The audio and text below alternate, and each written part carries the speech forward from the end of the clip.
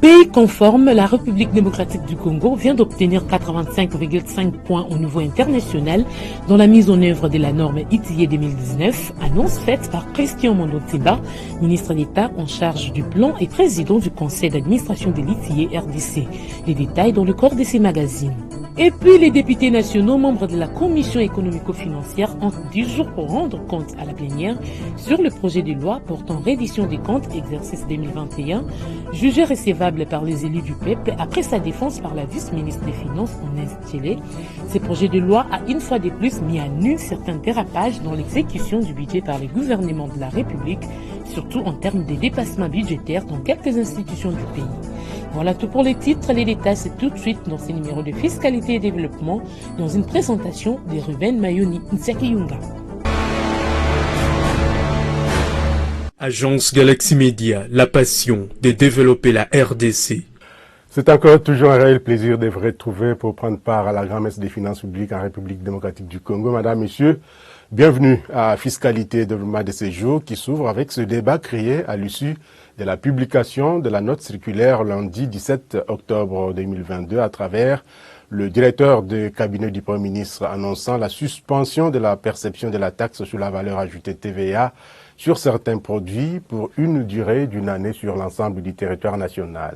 Paul Gaspard Ngondankoy a fait savoir que cette note circulaire a été signée depuis le 15 octobre 2022 et reprend 2 décrets après leur adoption au Conseil des ministres. Ces décrets suspendent donc pour une année, avec effet rétroactif à partir du 15 avril 2022, la perception de la taxe sur la valeur ajoutée sur les produits de première nécessité ainsi que la TVA à l'importation et vente de certains biens dans les domaines de la cimenterie et de l'immobilier. La signature de ces décrets par le Premier ministre Jean-Michel Sama Lukonde rend effective cette mesure annoncée depuis près de 6 mois. À cet effet, les réactions fusent de partout après l'annonce de cette décision du gouvernement de la République sur la suspension de la TVA. C'est le cas de l'ONGD Toile d'Araignée, un réseau de journalistes économiques d'investigation et de promotion citoyenne dont le coordonnateur national Jérôme Sekana-Penepapa est monté au créneau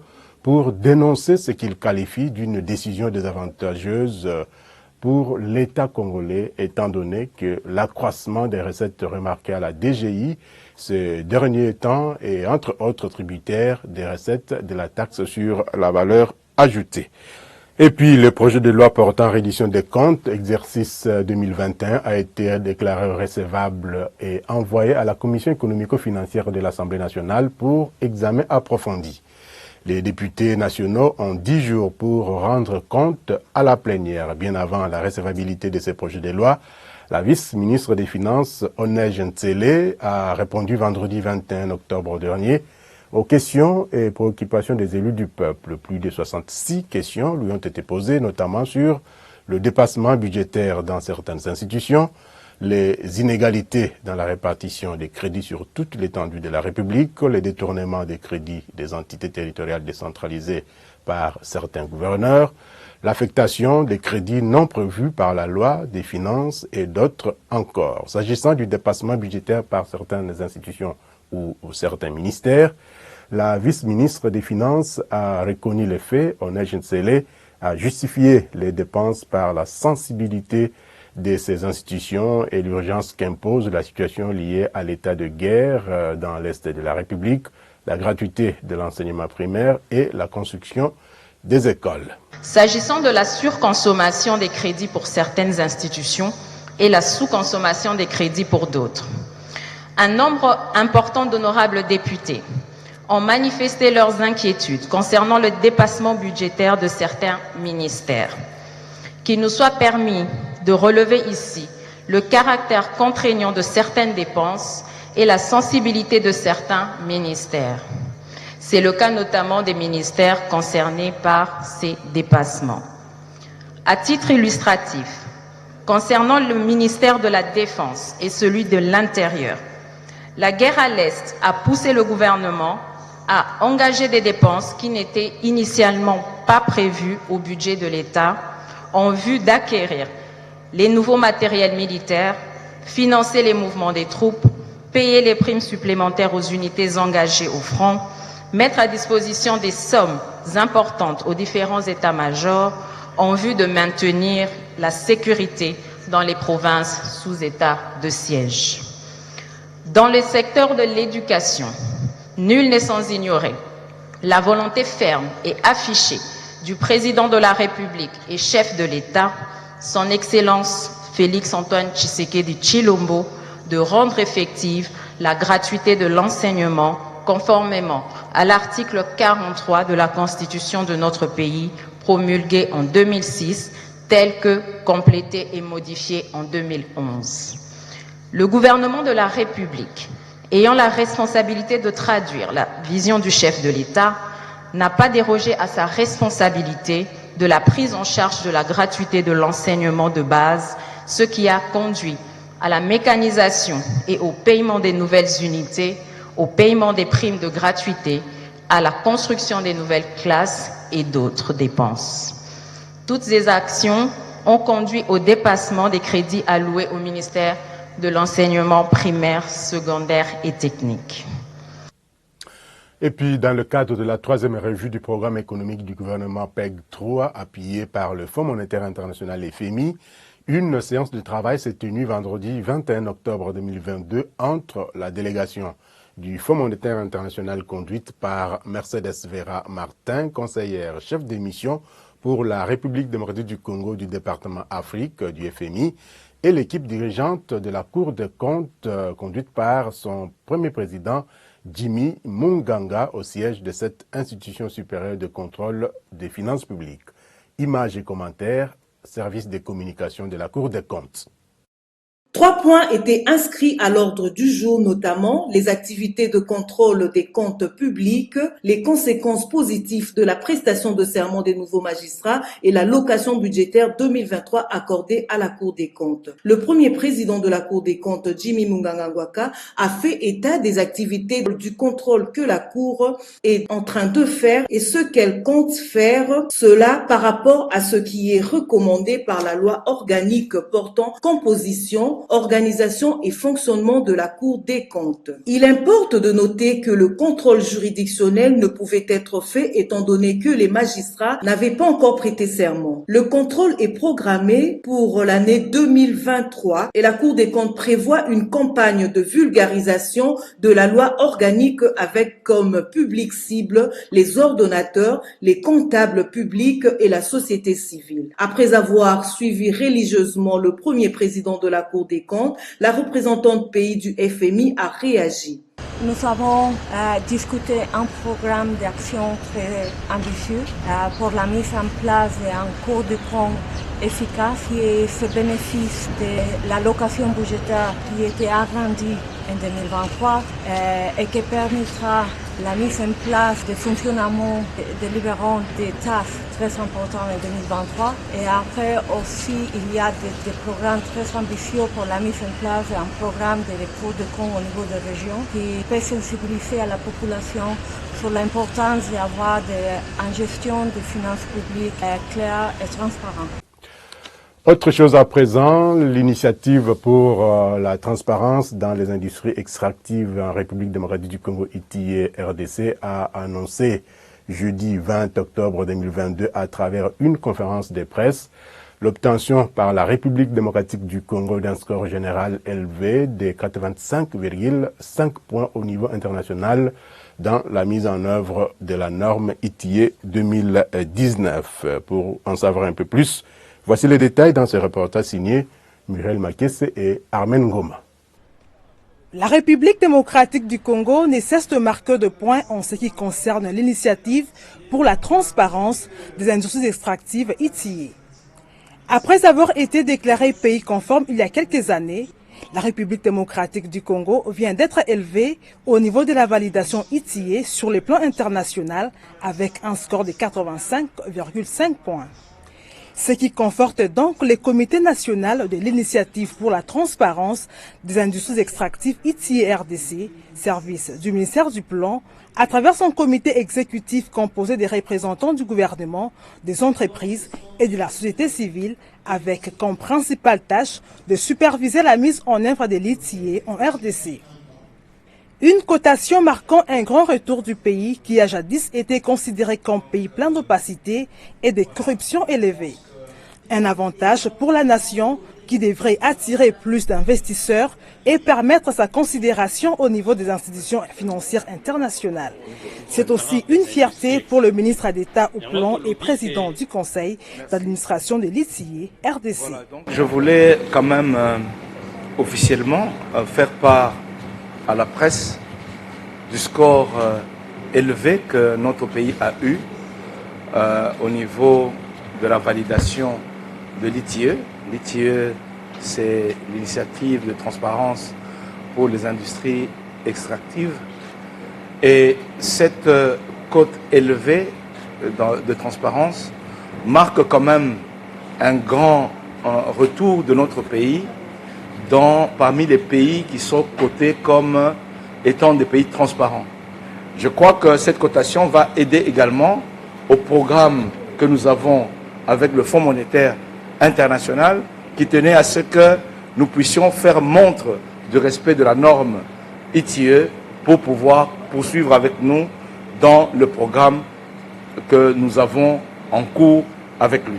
Et cela ne doit pas être un motif pour dormir sur les lauriers. Quand nous avons suivi tout à l'heure l'exposé du coordonnateur sur l'analyse détaillée de la cotation, parce qu'il y a plusieurs compartiments qui sont cotés, nous avons encore des efforts à fournir sur certains points, notamment sur les propriétaires effectifs, sur certaines informations que nous devons découvrir et dévoiler, divulguer, et nous avons donc à maintenir un effort permanent, parce que c'est bien d'avoir cette cotation cette année-ci, mais il faut la maintenir pour les années à venir. Il y a augmentation en général de la contribution du secteur extractif, qui a plusieurs volets, notamment l'augmentation des volumes et l'augmentation des prix sur le marché international, et certainement le fait qu'il y ait une transparence, parce que vous savez qu'en termes de recettes, l'ITIE fait notamment le travail de rapprochement entre ce que les gens ont déclaré avoir payé et ce qu'ils ont réellement payé.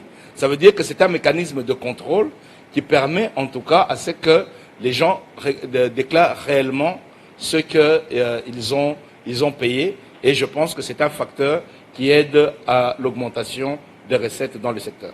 Le conseil d'administration de l'ITIE international a félicité le pays de Félix Tshisekedi pour avoir atteint ces résultats qui reflètent la publication, par le biais de l'ITIE, des contrats extractifs et des dépenses quasi-fiscales, malgré la restriction liée à la pandémie de Covid-19 et les conséquences logiques de la mise en œuvre des recommandations de l'ITIE par les autorités gouvernementales, fruit de réformes tangibles.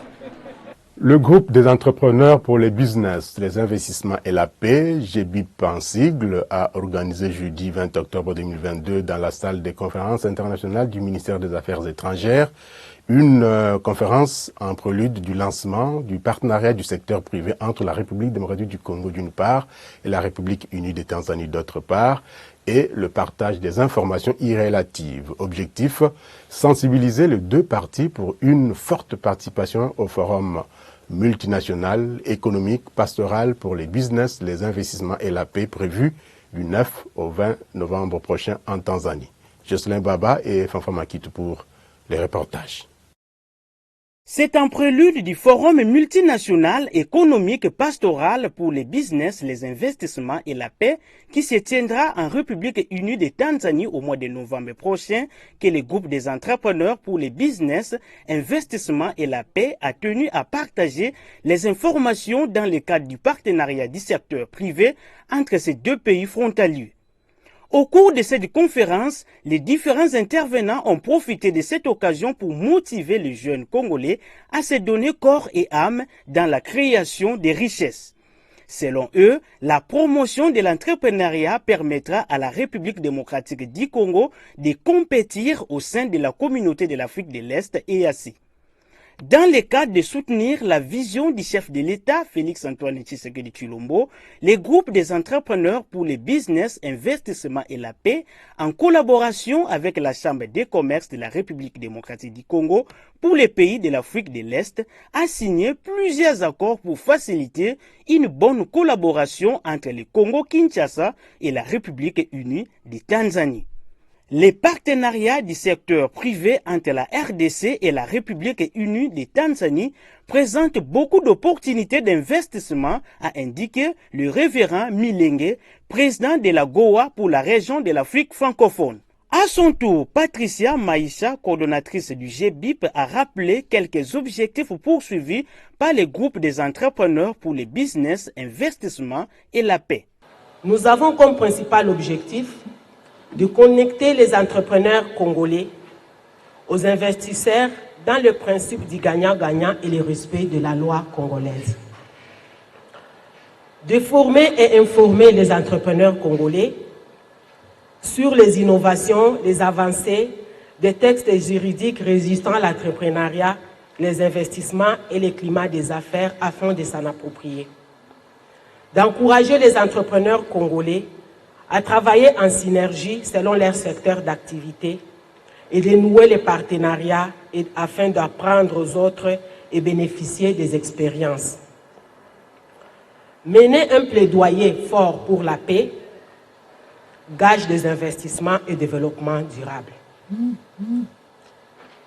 Donc, tout entrepreneur doit être d'abord un artisan de la paix. L'entrepreneuriat est l'un des secteurs les plus importants dans la création des emplois. Certaines études au niveau mondial démontrent que 76% des milliardaires sont des entrepreneurs. Vous le savez peut-être, le président de la République, Félix-Antoine Tshisekedi Tshilombo, s'est exprimé mardi 18 octobre à Africa Summit à Londres sur l'investissement en Afrique et en République démocratique du Congo. Le chef de l'État congolais était l'invité d'honneur et principal orateur de ce forum. Ce sommet londonien, premier d'Europe et troisième au monde, après New York et Hong Kong, rapporte l'agence congolaise de presse, et le rendez-vous annuel des investisseurs intéressés à l'Afrique. Spécialisé en matières premières minérales, ce cadre de business a rassemblé des opérateurs économiques désireux de connaître le présent et l'avenir du monde pour investir aux bons endroits et au bon moment. Organisé par Financial Times sous le thème « Investir en Afrique », le sommet a réuni des délégations de haut niveau des gouvernements, d'entreprises, de décideurs politiques et d'investisseurs. Le sommet a délibéré sur l'impact de la pandémie de Covid-19 et de la guerre en Ukraine, la préparation de la COP27 en Égypte, la manière dont les économistes africains définissent leurs priorités dans le secteur de l'énergie, des transports, de la fabrication et autres. Le forum a évoqué également la manière dont la zone de libre-échange continentale africaine, la ZLECAf, modifie l'environnement des investissements sur le continent africain. Retour au pays avec la semaine du commandant des Warriors marquée par plusieurs activités d'intérêt national dans ces condensés signés Ruth Kambaji sur les images de nos confrères de la cellule des communications et presse de la primature. Le directeur de cabinet du Premier ministre, le professeur Paul Gaspard Ngondankoy, a, au nom du Premier ministre, procédé au lancement du séminaire interministériel de renforcement des capacités des experts, cadres et agents du Bureau de coordination et suivi du programme sino-congolais qui s'est ouvert lundi 17 octobre pour se clôturer vendredi 21 octobre 2022. Des assises ont porté sur le politique publique, la décentralisation, le contrat sino-congolais dans toutes ses méandres, le statut des agents de carrière des services publics de l'État. Aujourd'hui, le contrat chinois, je l'ai dit l'autre jour, est en phase, je dirais, d'évaluation. L'évaluation pour l'amélioration des choses. Vous savez qu'il y a eu deux volets dans ce contrat. Le volet minier et le volet infrastructurel. Le volet minier consiste en quoi? Consiste en l'exploitation et en la production d'un certain nombre de minéraux. Pour que de cette exploitation, de cette production, il y ait partage des revenus avec notre État. Et dans le cadre de ces partages, s'il y a un bénéfice, s'il y a des dividendes qui sont réalisés, que ceux-ci servent à des travaux d'infrastructure. Aujourd'hui, nous avons déjà la centrale électrique de Boussanga qui fonctionne, qui fait fonctionner la SICOMINE. La SICOMINE nous a annoncé qu'à partir du mois de décembre, elle va commencer un certain nombre de travaux d'infrastructure routière notamment. Et il y a des ressources qui ont été disponibilisées à ce sujet. Jeudi 20 octobre 2022, le Premier ministre Jean-Michel Sama-Lukonde a reçu en audience les cardinals Fridolin Ambongo venus présenter les rapports de sa mission pastorale effectuée dans l'Igor Bandundu, particulièrement dans les territoires d'Ekwamont. Depuis quelques mois, les conflits ethniques entre les communautés Tégué et Yaka dans cette partie du pays a fait de nombreuses victimes. C'est dans ce sens que les cardinals Fridolin Ambongo s'est donné comme tâche de faire un état des lieux sur place. J'ai eu à rencontrer nos frères et sœurs qui sont dans cette partie et j'ai eu des observations qui me paraissaient importantes et avant de faire quoi que ce soit, j'avais estimé qu'il était tout à fait légitime que j'échange avec le Premier ministre là-dessus, ce que j'ai fait. Dans le même registre, le Premier ministre a échangé avec la délégation des autorités traditionnelles de la province de l'Ituri. Cette délégation a été conduite par le vice-ministre des Affaires étrangères Sami Aboubango Aoto. Nous sommes venus juste lui présenter la situation sécuritaire de l'Ituri et faire certaines recommandations pour qu'il y ait une stabilité donc sur l'ensemble de la province de l'Ituri.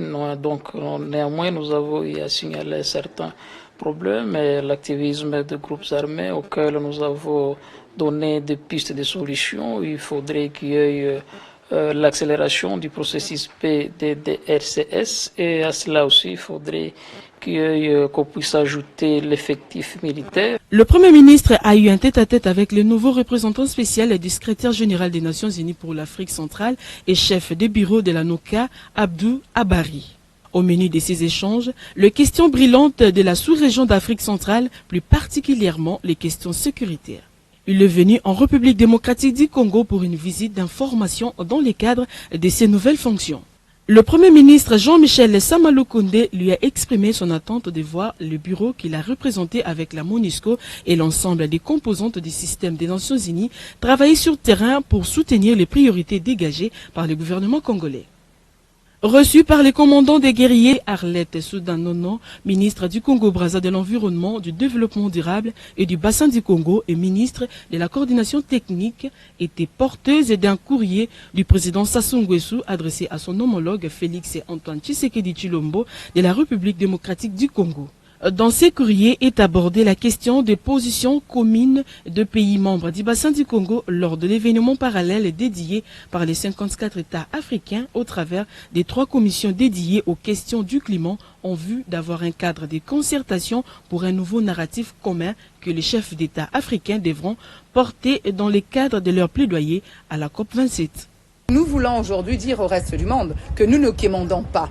Nous disons simplement aux pays riches que nous voulons un partenariat qui soit un partenariat qui prenne en compte également notre besoin, tout comme le leur, d'aller vers une transition énergétique, d'aller vers simplement une transition écologique, puisque nous avons des populations à qui il nous faut donner ce qu'on appelle une économie circulaire. Le Premier ministre Jean-Michel Sama-Lukonde a accordé une audience à une délégation de l'Organisation internationale pour les bambous et rotins mercredi 19 octobre 2022 dans son cabinet de travail. Au cours de leur entretien, la coopération entre les gouvernements de la République démocratique du Congo et cette institution internationale. Le Premier ministre et son hôte ont évalué les avantages que la RDC peut tirer de son adhésion à cette organisation si la procédure d'intégration arrivait à terme. Rendons-nous une fois de plus dans le Congo profond, à Goma, dans la province du Nord Kivu, à la Grande Barrière. Les activités d'escannage sont à l'arrêt depuis plusieurs mois maintenant pour des raisons pas clairement justifiées, à la grande déception, bien sûr, de la directrice générale des douanes et axes DGDA, Jeanne-Blandine Kawanda-Walwam, qui a constaté avec beaucoup de regret l'inactivité des scanners installés dans ce poste frontalier pour le contrôle efficace des cargaisons de marchandises, ainsi que la lutte contre la fraude et la contrebande. Cette situation malheureuse et inexpliquée qui favorise la fraude et la criminalité transfrontalière fait surtout échapper au trésor public congolais plusieurs millions de dollars américains. Les explications sont de Didi Mavambou et Guilhem Mouzembe. Grande barrière de Goma, nous sommes là dans la province du Nord Kivu, à la frontière avec le Rwanda. La directrice générale de douanes et axes DGDA, Jeanne-Blandine Kawanda-Walwam, à la tête d'une forte délégation, inspecte les installations douanières dans ces postes frontaliers stratégiques. Mais elle constate avec beaucoup de regrets l'inactivité des opérations de scannage. Immobilisés et emprisonnés dans cet enclos de chaînes, ces scanners sont pourtant en bon état.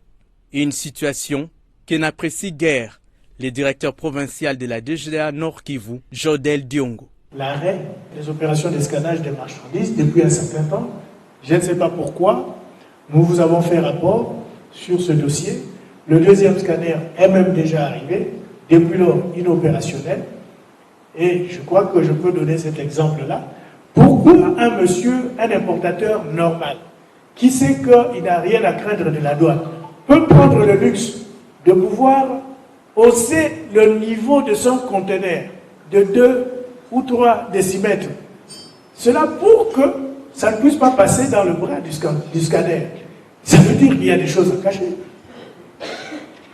Ça veut dire qu'il a des choses à cacher. Donc, on a peur du scanner. Et est-ce que nous-mêmes, nous nous sommes mis le couteau dans le bras en décidant effectivement de l'arrêt du travail de scannage de marchandises? C'est un peu ça la question que nous sommes en train. Deux grandes questions restent pendantes ou presque sans réponse, à savoir qui a ordonné l'arrêt des activités de scannage à la grande barrière de Goma et pourquoi. Tentative de réponse avec Jérôme Sekanapene Papa, journaliste économique et coordonnateur national de l'ONG d'Étoiles d'Araignée. Un scanner peut contrôler en moins de 5 minutes tout un conteneur et va voir tout ce qui est caché là-dedans. Ça diminue les tracasseries, ça diminue les longues procédures administratives. Et lorsque vous cachez une arme, par exemple, dans un conteneur, le scanner va voir. Tout va apparaître sur l'écran. Alors, on ne peut pas interdire un outil comme celui-là dans une frontière où nous avons des problèmes interminables avec le voisin, qu'on ne puisse pas dénicher ce qui est caché. Et la plupart des fois, on a vu même les agents de la MONUSCO cacher les coltons, la cassitérite dans, dans leurs véhicules. On a vu des marchandises, des liqueurs, du vin luxueux qu'on a caché dans donc des marchandises de toutes sortes sont souvent cachées. Alors, on ne peut pas se réveiller du jour au lendemain, dire que non, nous suspendons l'exploitation des scanners, alors que ces scanners-là sont là depuis 10 ans. Donc, on ne comprend pas comment quelqu'un de la DGM peut se permettre de prendre une décision qui relève du gouvernement, et sous prétexte que sur instruction de la haute hiérarchie. Cette haute hiérarchie-là, on doit la définir. Acquis grâce au partenariat public-privé entre le gouvernement congolais et l'entreprise sud-africaine AWIFES, ces scanners ont coûté des millions de dollars américains au trésor public, en tout cas, pas forcément pour servir de décor dans ces postes frontaliers avec le Rwanda. Retour à Kinshasa, un communiqué dans ce magazine, il émane de la cellule de communication de la Direction générale de recettes administratives, judiciaires, domaniales et des participations de GERAD, qui informe le public qu'il revient que des comptes Facebook sont actifs au nom de M. Jean Parfait Tabala Mourandikiré, directeur général de la DGERAD, sans qu'il en soit l'auteur. Au communiqué de poursuivre que M. Jean Parfait Tabala Mourandikiré dénonce ce fait d'arnaqueur non encore identifié et appelle toute personne à se méfier de tout élément provenant de ces comptes ou y postés. Communiqué signé le 18 octobre 2022 par Cathy Katalay, responsable de la cellule de communication de la DGERAD. Un autre communiqué, la Direction générale des recettes administratives, judiciaires, domaniales et des participations des GERAD et le Secrétariat général à l'environnement et développement durable informent les opérateurs économiques, exploitants forestiers, propriétaires des concessions forestières de procéder à la déclaration du nombre d'hectares de la superficie concédée de leur concession forestière auprès du secrétaire général du ministère de l'Environnement et développement durable, direction de la gestion forestière, 6 immeubles Forescom, 4e étage, Kinshasa, Gombe, conformément au contrat signé entre eux et la République démocratique du Congo, en vue d'obtenir les titres de perception pour le paiement de la redevance des dites concessions forestières. Le paiement de la redevance précitée pour l'exercice en cours devra intervenir au plus tard le 31 décembre 2022 et ce, conformément à l'article 125 du Code forestier. Par ailleurs, il est prévu un contrôle sur le paiement de la redevance susvisée, exercice 2021, à partir du 1er octobre 2022, fait à Kinshasa le 27 septembre 2022 pour le secrétaire général à l'environnement et développement durable, Benjamin Toirambe Bamoninga, secrétaire général pour la DGRAD, Jean-Parfait Tabala Mourandikire, directeur général.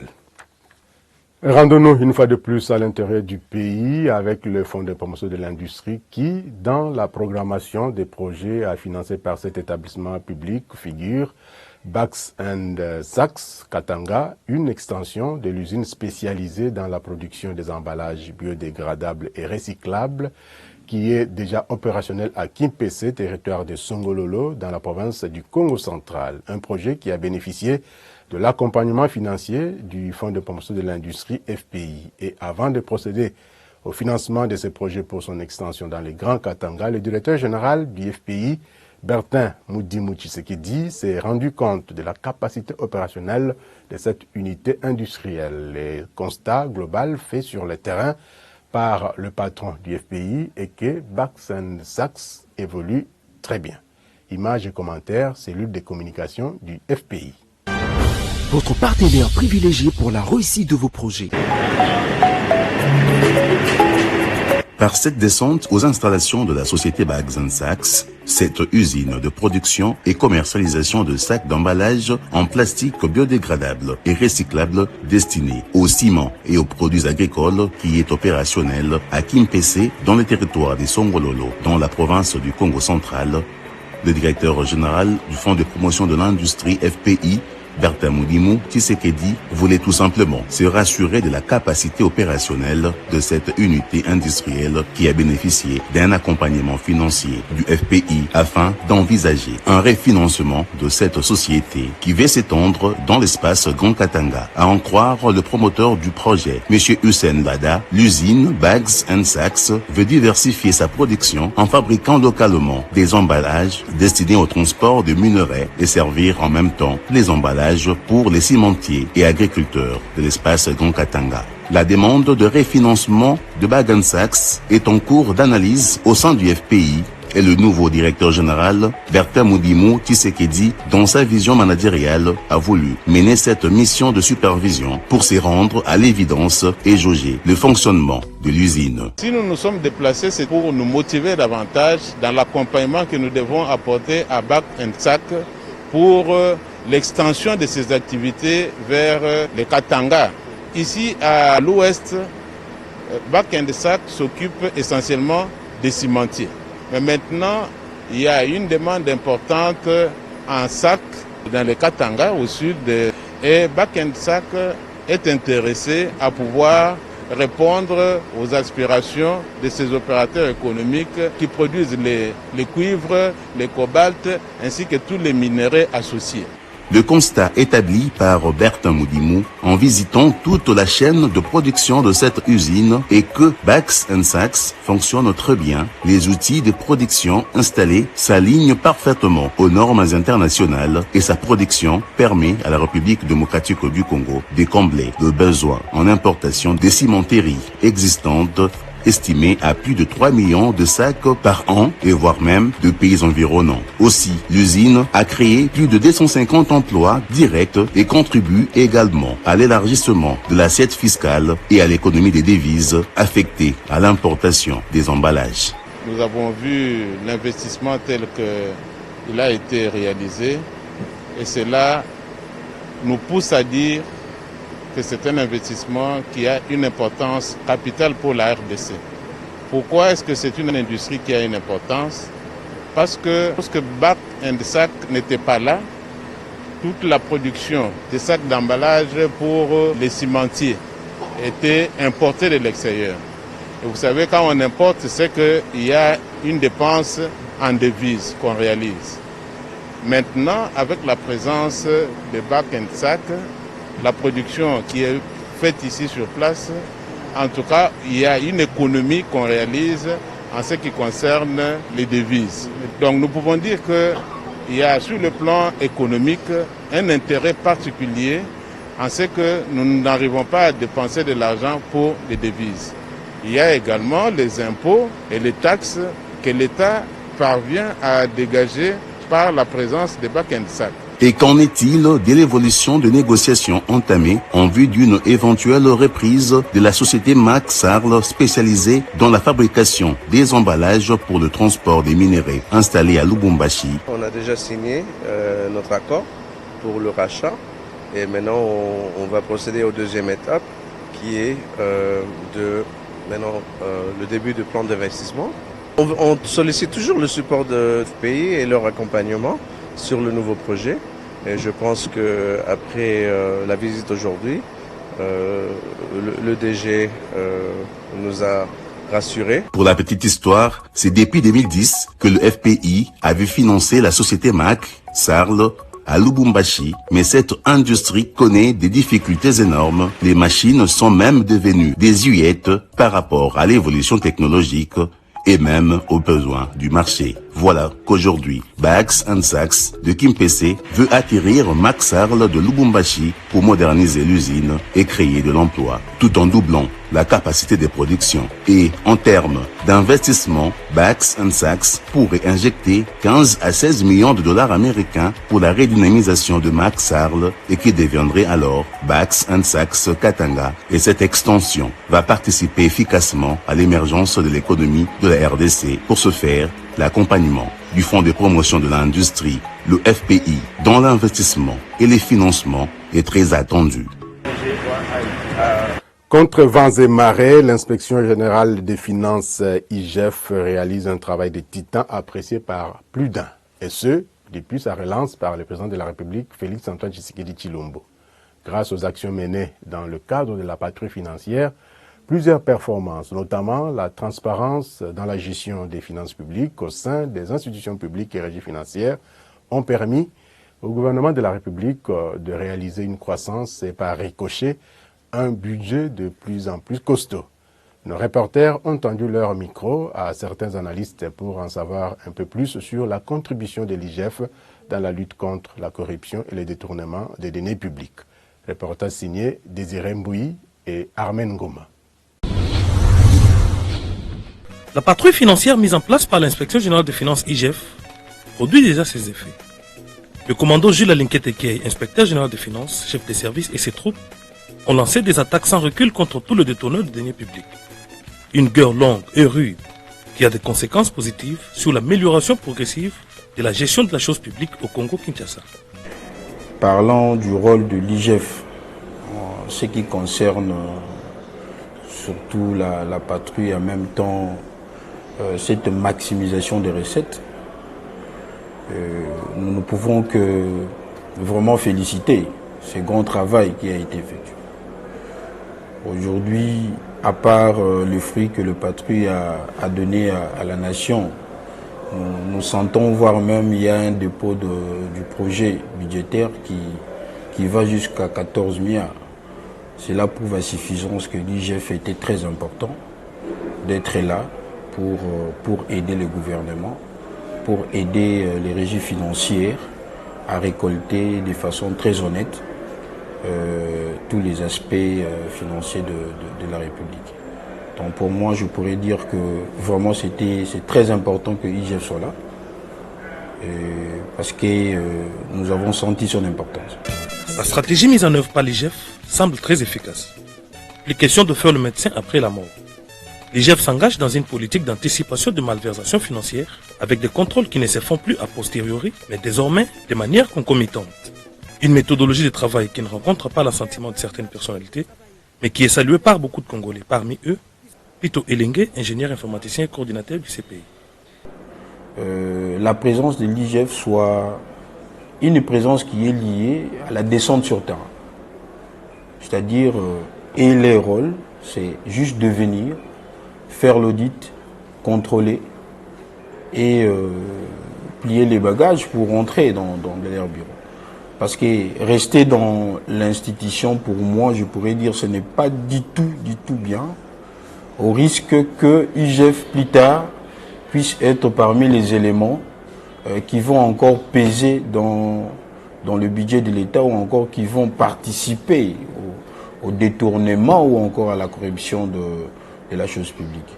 À ces jours, les performances enregistrées par les 3 régies financières congolaises, à savoir la DGDA, la DGI et la DGRAD, sont tributaires des efforts déployés par l'ensemble du personnel de ces 3 services publics mobilisateurs des recettes, mais aussi en partie par la pression exercée par l'IGF dans le cadre de la lutte contre la corruption, la fraude et les détournements de fonds publics. Pour Maître Ousmane et assistants académiques, les actions menées par l'IGF ont beaucoup joué pour l'amélioration du budget de l'État, dont le prévision s'élève à 14 milliards de dollars américains dans le projet des lois de finances exercice 2023. Il y a d'autres aspects pour lesquels l'IGF doit parfaire. Et c'est pour amener en tout cas à la maximisation des recettes dans les caisses de l'État de la plus bonne manière.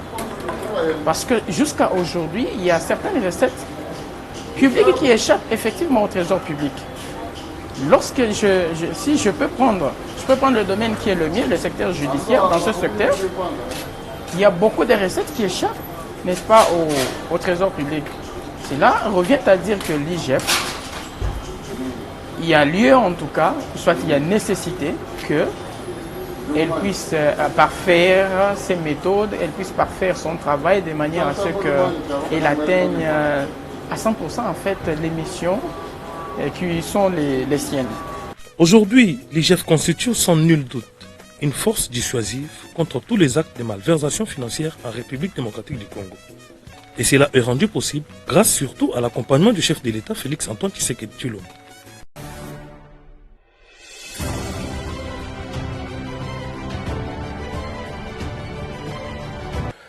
Place à présent à la santé du panier de la ménagère au samedi 22 octobre 2022 sur les principaux marchés de la capitale congolaise. Notre consoeur Naomi Makwela a fait le tour de ces grandes places de négoce. Voici son constat.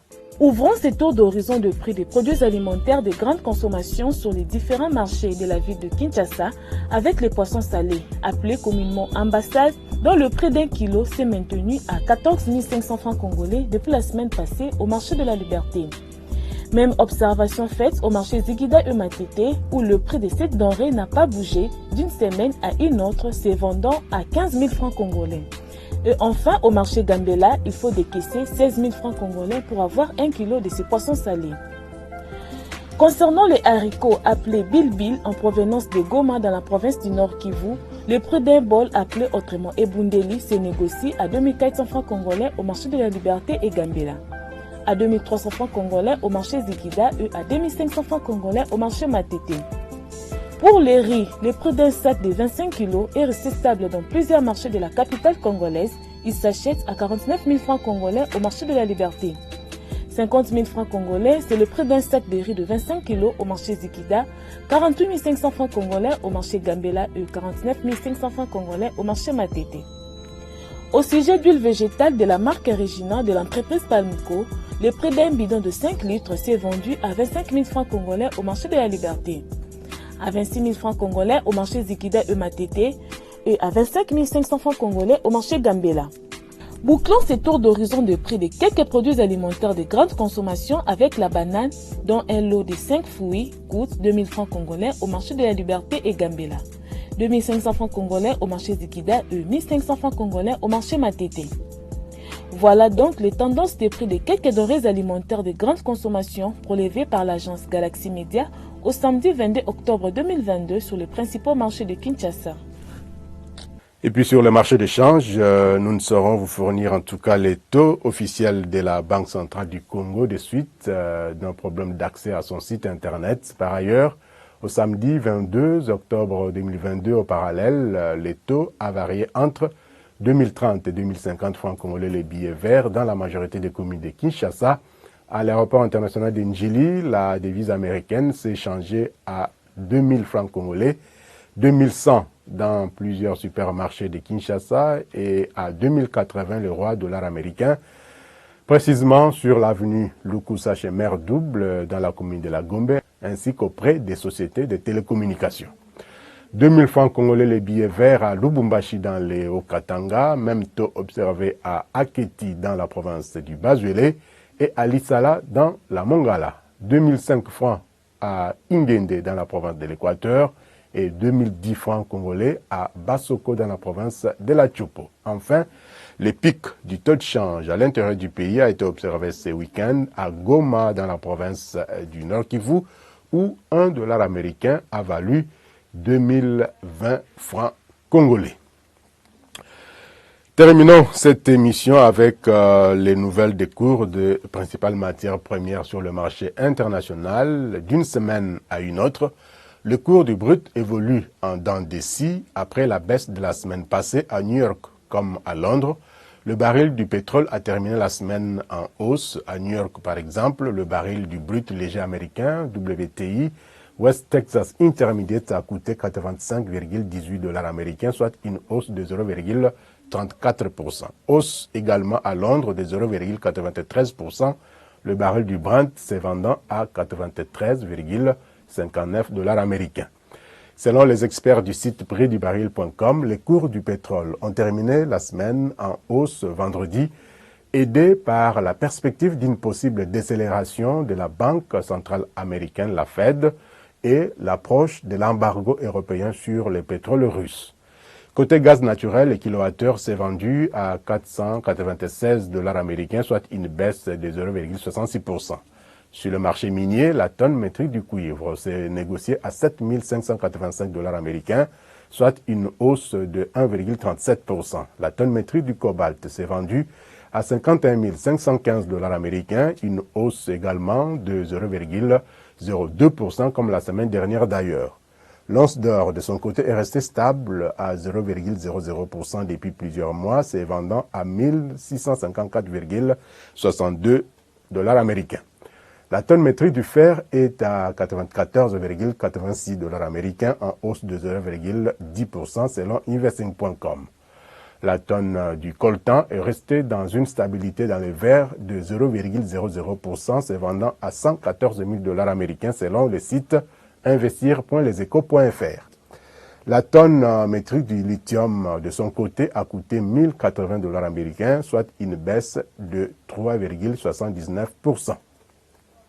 Sur le marché des céréales, la tonne du maïs s'est négociée à $684 américains, soit une hausse de 0,11%, baisse par contre de 0,27% du prix du riz, la tonne coûtant $16,36 américains. La tonne du blé s'est vendue à $851 américains, en hausse de 0,32%. Pour les autres produits agricoles, la tonne du café a affiché une forte hausse de 58,15% à $191 américains, une hausse toujours dictée par la hausse importante des coûts de production depuis plusieurs mois maintenant.